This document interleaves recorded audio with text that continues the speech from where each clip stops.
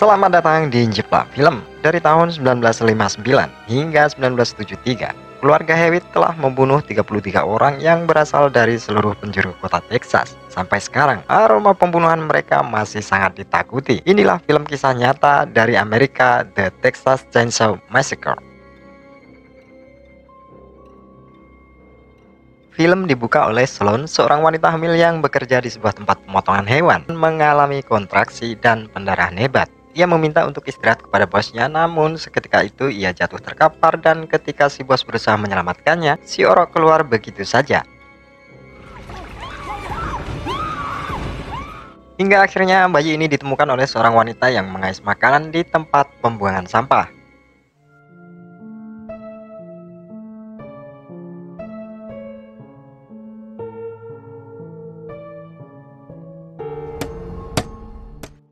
Pada Juli 1969, Hewitt, seorang pria, sedang bekerja di rumah jagal hewan. Jess diminta bosnya untuk memberitahu Hewitt agar berhenti bekerja dan segera pergi, karena pabrik itu mengalami kebangkrutan. Beberapa kali Jess memanggil, namun Hewitt seperti tidak memperdulikan, hingga Jess memanggilnya dengan sebutan dungu. Ia pun berhenti memotong daging dan mendatangi Jess dengan pisau pemotong di genggamannya. Namun Hewitt menjatuhkan pisau dan Jess pun merasa lega.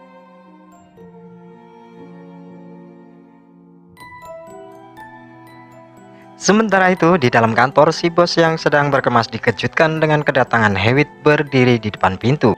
Ia ingin Hewitt segera pulang karena tempat jagal ini sudah tutup selamanya. Si bos berkata hanya orang-orang jenis Hewitt dan keluarganya yang mampu bertahan di tempat seperti itu.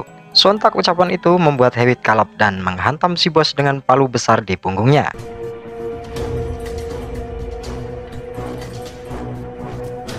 Hewitt menghancurkan pergelangan kaki serta memberi salam dari binjai di kepala hingga tengkoraknya mengeluarkan kecap. Seorang sheriff terakhir di kota itu yang bernama Hoyt, ia pun mendatangi rumah Charlie yang tidak lain adalah paman Hewitt itu sendiri. Kemudian mereka bergegas mencari keberadaan Hewitt. Namun saat di perjalanan mereka melihat Hewitt membawa chainsaw di tangannya. Dan Sheriff Hoyt segera turun meminta Hewitt untuk menyerah. Merasa keponakannya terancam, Charlie mengambil senapan miliknya dan menembak Sheriff Hoyt tepat di kepalanya. Kemudian pun ia mencicipi manisnya kecap Malika. Rupanya semua sheriff yang dikirim ke kota ini mengalami nasib yang sama.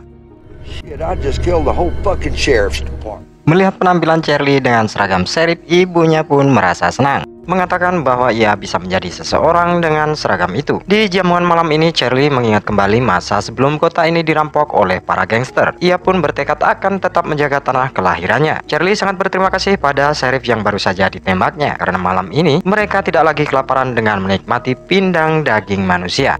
Dan seterusnya, mereka tidak akan kelaparan lagi karena ia kini menjadi sheriff baru di kota itu. Ibu Charlie pun meminta agar ia selalu bersyukur.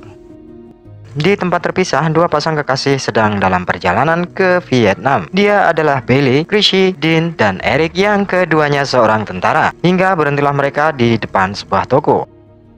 Bailey dan Chrissy masuk ke dalam toko itu. Rupanya pemilik toko itu adalah ibunya Charlie. Selain itu, dua orang muda-mudi yang menatapnya aneh. Mereka menanyakan di mana kamar mandinya, hingga Bailey dikejutkan dengan wajah orang di depan kaca yang bersama gerombolannya. Dengan tergesa-gesa, mereka pun segera pergi meninggalkan tempat itu. Namun saat di perjalanan, Eric dan Dean sedang berselisih paham. Dean membakar kartu identitas tentara miliknya karena ia tidak mau berperang melawan Vietcong. Tanpa disadari, mereka dibuntuti oleh seorang wanita yang dilihat dalam toko tadi dengan mengacungkan senjata api. Walau Eric sempat mengambil pistol miliknya, namun naas mobil mereka menabrak sapi yang melintas.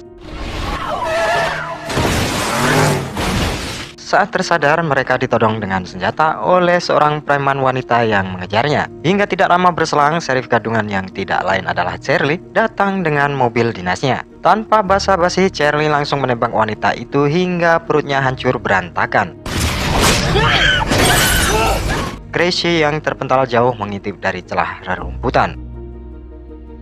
Sambil mengacungkan senapan, Charlie meminta mereka segera keluar dari mobil tanpa peduli dengan luka yang dialami. Charlie menemukan kartu tentara milik Dean yang terbakar. Dengan nada membentak, ia meminta Dean untuk menunjukkan dirinya. God damn it, get over here. Kemudian Charlie membawa ketiga beserta mayat gadis yang baru saja ditembaknya. Tidak lama kemudian datanglah mobil Derek yang dikemudikan paman Charlie untuk membawa mobil itu ke rumahnya. Namun di dalam mobil itu terlihat Gracie berusaha menyalakan starter, namun usahanya sia-sia. Sampainya di depan rumah Charlie, Dean dan teman-temannya merasa curiga dengan bangunan yang tidak menyerupai kantor sheriff. Saat mereka berusaha kabur, Charlie membentaknya untuk tidak melarikan diri. Hey! You kids best not be... Kemudian datanglah Hewitt, si badan besar, mengangkat jasad wanita itu untuk dikuliti. Kemudian tangan Dean dan Eric digantung di sebuah ruangan. Bukan hanya itu saja, mereka disemprot dengan selang layaknya kambing yang akan dicincang. There's a happy goat. Saat mereka berdua berusaha melepaskan diri, Charlie tiba-tiba saja membekap wajah Eric dengan plastik hingga dirinya pingsan. I didn't know. Didn't know what. Dean! Oh, you're a shame to your country, Dean! Walau Dean memohon dengan segala cara, Charlie menginterogasinya bak seorang prajurit. Akhirnya Dean mengakui bahwa dirinya lah yang memiliki kartu identitas itu. Kemudian Charlie menusuk plastik yang membekap mulut Eric hingga ia sadar kembali. Sementara itu, Gracie yang telah sampai di depan rumah Charlie melihat dua temannya disiksa tidak bisa berbuat apa-apa, hingga ia berlari ke jalan untuk mencari pertolongan. Tidak lama berselang datanglah pria besar, pacar dari wanita yang ditembak Charlie sebelumnya. Ia rupanya sedang mencari kekasihnya yang tidak kembali. Gracie yang mengetahui kejadian sebenarnya pun bercerita. Dengan bermodalkan pistol di tangannya, mereka berdua ke rumah Charlie. Charlie kemudian melepaskan Dean dan menyuruhnya push up layaknya seorang prajurit yang menjadi tawanan perang. Ia menjelaskan bahwa yang ia lakukan untuk bertahan hidup daripada mati kelaparan. Setiap seminggu sekali ia mendapatkan orang-orang terpilih untuk disantapnya. Charlie kemudian menjanjikan kebebasan untuk Dean jika ia mampu melakukan push up 10 kali. Dengan kondisi tubuh kesakitan, Dean mencobanya dan Charlie terus memberinya pukulan di badan, kepala, dan kakinya. Hingga hitungan ke-10, Charlie pun menganggapnya tidak sah. Hingga akhirnya Charlie memastikan Dean tidak bisa kemana-mana lagi. Melihat lagi ke rumah Charlie, terlihat si ibu gembul, tetangga Charlie yang berkunjung untuk mengobrol. Mereka berdua sedang asik membicarakan lezatnya coklat yang ditaburi parutan kelapa. Sementara itu, tangan dan kaki Bailey terikat dengan kaki meja. Eric yang mencoba terlepas dari ikatan, ia pun segera memapah Dean untuk bersembunyi. Sementara itu, ibu Charlie dan temannya dikejutkan dengan kaca yang pecah dilempar batu. Ia pun berteriak memanggil Charlie. Eric yang masuk ke ruangan segera memotong ikatan Bailey dengan pisau dan mengambil kunci mobil. Mendengar suara gaduh itu, Charlie segera turun ke bawah dan membawa senapan. Eric yang melihat kedatangan Charlie mendorong si ibu gembul menjadikannya penahan pintu. Dengan tertatih-tatih, keduanya pun langsung kabur. Sementara itu, Hewitt yang sedang menguliti wanita preman mendengar keributan dan ia pun segera mengambil gancu miliknya. Bailey yang berhasil membawa mobil akhirnya dikejar dan lehernya pun digantol. Hewitt yang melihat Bailey tertembus gancu di dadanya langsung saja menyeretnya. Sementara itu, Eric yang membawa Dean dihadang oleh Charlie. Bermaksud menyelamatkan Dean, Eric meminta dirinya untuk ditembak agar Dean bisa berlari. Shoot me, you asshole! Namun Charlie memberinya bogem dengan gagang senapan karena Dean yang sedang berlari terkena perangkap di kakinya. Dan ia dibiarkan sampai malam. Hewitt membawa Eric ke ruangan bawah tanah. Eric melihat di atasnya tergantung sisa potongan tubuh wanita preman yang sudah dikuliti. Saat ia berusaha memberontak, Hewitt pun memberinya satu sentuhan. Gracie dan si gondrong akhirnya telah sampai di depan rumah para psikopat itu. Namun saat Gracie meminta si gondrong untuk menolong temannya, ia bahkan tidak peduli dan memintanya untuk berusaha sendiri. Hingga akhirnya Gracie menemukan Dean yang terkena perangkap. Gracie memutuskan mencari Eric dan Bailey ke dalam rumah. Sementara itu, Hewitt sang jagal siap menguliti Eric yang sudah tak berdaya. Kedua tangan dan kakinya diklaim di atas meja, kemudian tangan Eric dikuliti hingga ia pun meraung kesakitan. Paman Monty, si supir derek, sedang asik membaca buku. Mendengar seseorang berjalan mendekatinya, si pria gondrong langsung saja menembak kakinya.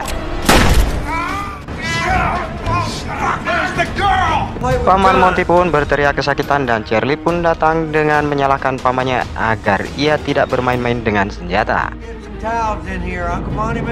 Charlie meminta pamannya untuk menghentikan rengekannya. Saat itu pula si gondrong muncul meminta Charlie menunjukkan di mana pacarnya berada.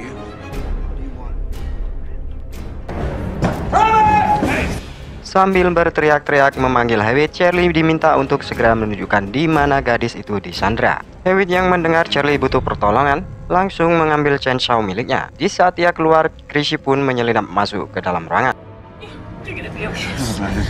Kemudian ia pun berusaha melepaskan Eric yang sekarat sudah tidak bisa merasakan apa-apa. Si gondrong emosi karena ia ditunjukkan Bailey yang terikat dan bukan pacarnya. Di saat itu pula, Hewitt muncul menghantam tangannya dengan chainsaw. Gondrong pun akhirnya roboh tak mampu melawan. Charlie yang melihat kesempatan itu kemudian menjambak si pria gondrong. Kemudian ia meminta Hewitt untuk menyalakan mesin chainsaw-nya.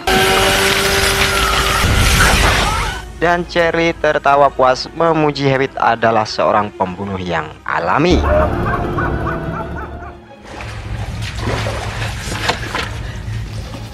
Sementara itu, Chrissy panik melihat Hewitt kembali lagi ke ruangan itu. Dan ia bersembunyi di bawah meja tempat Eric akan dicincangnya. Dengan menahan tangisan, Chrissy menyaksikan akhir hayat Eric yang perutnya harus berakhir di ujung chainsaw. Hewitt kemudian mengelupas kulit muka Eric dan menjahit bagian-bagian yang robek. Melihat ada kesempatan, Chrissy pun kabur dari ruangan itu. Di sebuah ruangan ia melihat Paman Monty yang sedang demam akibat tembakan si pria gondrong. Tommy!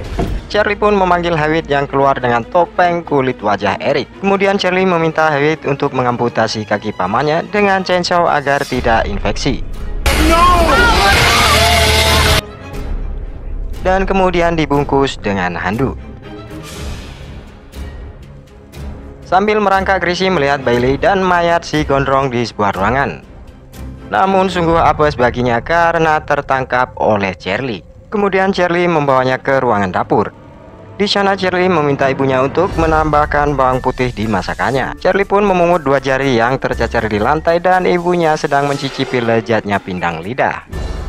Hingga beberapa saat kemudian mereka siap di meja makan. Charlie pun meminta semuanya menundukkan kepala tanda bersyukur. Terlihat juga Dean dan Bailey yang sudah setengah sekarat. Saat Chrissy mengatakan arti sebuah keluarga, Charlie pun menjadi marah. Paman Monty yang sudah tinggal setengah hidup terlihat disuapi oleh ibu Charlie. Ibu Charlie pun memintanya untuk membebaskan jiwa Bailey, dan ia pun berakhir di sini. Charlie kemudian meminta Hewitt untuk membawa Chrissy ke bawah. Sambil berteriak, Chrissy menyahut gunting di meja makan dan menghujamkannya di pundak Hewitt. Kemudian Chrissy kabur dengan memecahkan jendela. Chrissy akhirnya terus dikejar dan tanpa ia sadari masuk ke rumah jagal tempat Hewitt bekerja. Ia sempat melihat si bos yang sudah mati dan mengambil kunci mobilnya. Kemudian ia bersembunyi di sebuah kolam pencucian daging dengan sebilah pisau. Walau sempat Chrissy memberi kejutan, Hewitt ternyata sangat kuat, dia pun kemudian menyeretnya. Sementara itu Dean pun sadar dan melepaskan ikatan di tangannya. Kemudian ia memberi salam dari binjai kepada Charlie ke lantai seperti tentara sampai giginya terlepas.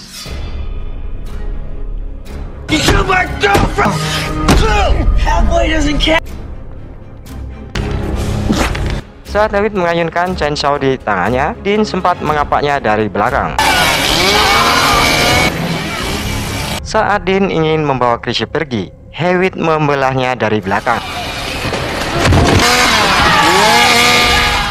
Chrissy yang histeris akhirnya melarikan diri dan Hewitt tak membiarkannya. Sampailah Chrissy membawa sebuah mobil seperti kesetanan. Dari kejauhan ia melihat seorang sheriff di pinggir jalan yang menginterogasi seseorang. Namun betapa terkejutnya Chrissy melihat Hewitt sudah ada di jok belakang. Akhirnya Chrissy pun harus berakhir seperti yang lainnya. Sementara itu Sheriff di pinggir jalan harus mati juga. Itulah tadi alur cerita film The Texas Chainsaw Massacre. Terlepas seperti apa cerita di film ini adalah kisah nyata dari Texas.